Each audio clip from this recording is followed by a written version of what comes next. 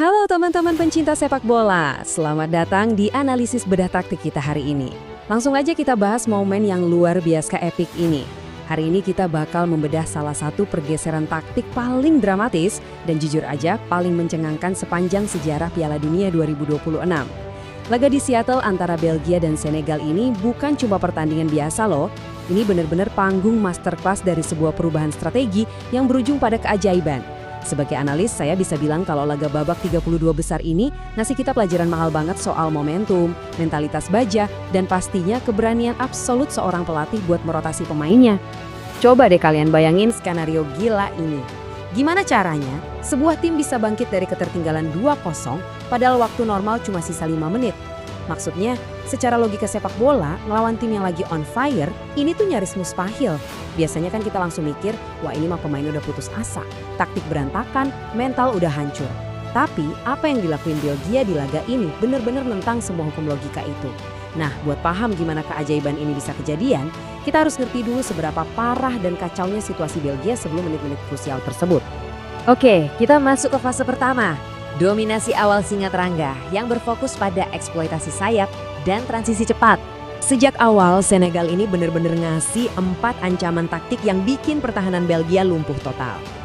Pertama, kecepatan Ismail Sarr, dia ini benar-benar ngeeksploitasi ruang kosong tanpa ampun. Sarr bahkan sempat ngebentur tiang gawang setelah nerima umpan silang mematikan dari Ismail Jakobs, ancaman kedua yang gagal banget diantisipasi sama Thibaut Courtois. Terus yang ketiga, kalian pasti merhatiin posisi cerdik Habib Diarra kan? Dia berhasil manfaatin bola rebound buat nyetak gol pembuka di menit ke-25. Dan yang terakhir, senjata andalan mereka, transisi cepat yang super tak terduga. Ini benar-benar ngehukum back Belgia yang kelihatan lamban banget di babak pertama. Senegal unggul segalanya di sini. Poin paling krusialnya ada di angka ini, 85. Bayangin aja, selama 85 menit Senegal pegang kendali penuh atas pertandingan. Menjelang akhir laga, mereka bahkan udah ngegandain keunggulan jadi 2-0 lewat aksi brilian Sarr. Dia ngontrol umpan busan yang HT pakai dada, terus boom, tendangan voli langsung ke sudut kanan atas. Gila banget. Selama 85 menit itu Senegal seolah-olah udah booking tiket ke babak 16 besar buat nantang Amerika Serikat atau Bosnia-Herzegovina. Dominasi mereka itu mutlak. Jadi pertanyaannya, apa sih yang bikin arah angin tiba-tiba berbalik 180 derajat? Jawabannya ada di sini. Perjudian taktik Rudi Garcia. Sebuah keputusan berani di menit krusial. Kalau kita bandingin, sebelum menit 56, situasi Belgia itu suram banget. Iya, mereka punya nama-nama besar kayak Kevin De Bruyne dan Jeremy Doku di lapangan, tapi serangan mereka tumpul, kaku, dan kayak kurang greget aja gitu. Sampai akhirnya, Garcia ngambil keputusan radikal. De Bruyne dan Doku ditarik keluar, dan masuklah Romelu Lukaku. Perubahan ini instan banget. Tiba-tiba Belgia punya titik fokus serangan yang ngandelin fisik raksasa. Masuknya Lukaku ini bawa insting predator yang langsung hancurin zona nyaman bek-bek Senegal yang dari tadi mainnya agak terlalu santai. Dan tahu nggak, fakta paling mengejutkan dari momen ini? Menarik keluar seorang maestro sekelas Kevin De Bruyne di menit ke-56 saat tim lagi tertinggal, itu adalah pergantian tercepat yang pernah dialamin De Bruyne sepanjang sejarah dia main di Piala Dunia. Banyak loh yang mikir, wah ini bakal jadi akhir tragis buat karir Piala Dunianya De Bruyne. Tapi di sisi lain, ini nunjukin betapa berani dan jujur aja kejamnya evaluasi taktik Rudi Garcia. Dia tahu persis Belgia lagi butuh tenaga fisik pendobrak, bukan sekedar orkestrasi umpan cantik. Garcia nggak ragu sama sekali buat ngorbanin ego bintang utamanya demi tim. Mari kita bedah momen puncaknya. Keajaiban 4 menit terakhir. Gimana momentum dan rotasi taktik ini meledak?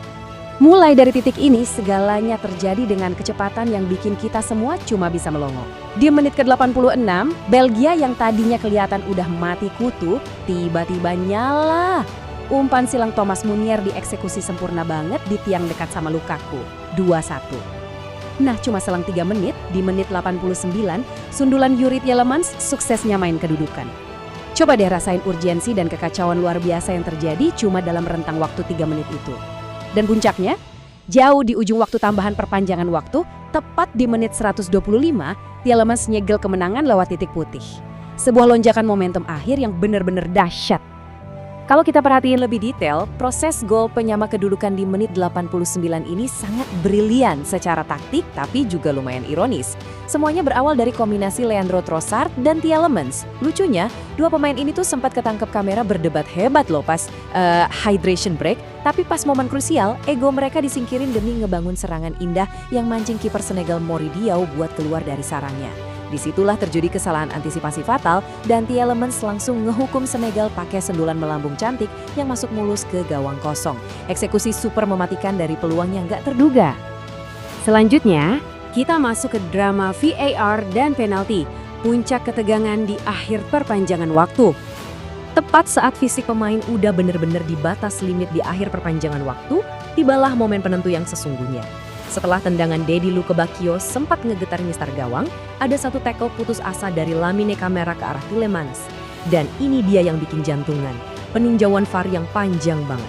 Bayangin aja siksaan psikologisnya, nunggu lama sementara para pemain dari kedua kubu udah nahan napas. Pas penalti akhirnya sah diberikan, Tielemans nunjukin mental baja yang luar biasa. Ketenangannya sedingin es. Dia bersihin badannya, berdiri tegap dan naruh bola dengan akurasi tingkat dewa ke sudut kanan atas gawang. Sang kapten nuntasin comeback paling gila di turnamen ini. Nah, sekarang kita cool down sebentar dan ngelihat rekor dan catatan sejarah sebagai konteks di balik laga epik ini. Kemenangan dramatis ini nggak cuma soal lolos ke babak selanjutnya, tapi juga soal ngancurin buku rekor. Dari kubu Afrika, Ismail Assar sukses nyamain rekor gol pemain Afrika di satu edisi Piala Dunia dengan 4 gol. Asal kalian tahu aja, rekor ini sebelumnya cuma dipegang sendirian sama legenda Kamerun, Roger Milla, dari tahun 1990 loh. Terus Habib Diarra jadi pemain Senegal pertama yang selalu nyetak gol di 2 laga starter pertamanya. Dan buat timnas Belgia sendiri, mereka berhasil ngulang sejarah epik mereka. Belgia jadi tim pertama yang sukses bangkit dari ketertinggalan 2 gol buat menang di laga knockout Piala Dunia sejak 2018. Yang bikin merinding, rekor tahun 2018 itu juga mereka ciptain sendiri waktu ngelawan Jepang dengan skor 3-2. Artinya, mereka ini satu dari cuma 2 tim di dunia yang pernah ngelakuin comeback gila kayak gini sampai 2 kali sepanjang sejarah turnamen. Oh iya, ada satu statistik lagi yang menarik banget buat di-highlight, angka 100 ini. Di hari yang sama laga ini dimainin, pemain-pemain yang merumput di Premier League Inggris sukses nyentuh angka 100 untuk keterlibatan gol di Piala Dunia 2026. Ini nyambung banget soalnya di laga Belgia versus Senegal ini, aktor-aktor utamanya emang bintang-bintang dari tanah Inggris. Tielemans dari Aston Villa, Sarr dari Crystal Palace, dan Diarra dari Sunderland. Para pemain Premier League inilah yang benar-benar ngedikte intensitas tinggi dan nentuin kualitas finishing sepanjang pertandingan. Nah, dari semua analisis dan kegilaan yang udah kita bahas tadi, ini nyisain satu pertanyaan besar buat kita pikirin bareng-bareng. Apakah mentalitas baja kayak gini cukup buat ngebawa Belgia bablas jadi juara Piala Dunia? Mereka emang udah ngebuktiin kedalaman skuad yang solid, pelatih yang super berani ngambil resiko, dan daya juang yang gak ada matinya. Tapi masalahnya, seberapa jauh fisik dan mental mereka bisa bertahan recovery setelah diperas habis-habisan di laga seberat ini? Gimana menurut kalian? Terima kasih ya udah ngikutin analisis taktik kali ini. Terus perhatiin detail-detail magis di lapangan hijau dan sampai jumpa di bedah taktik kita selanjutnya.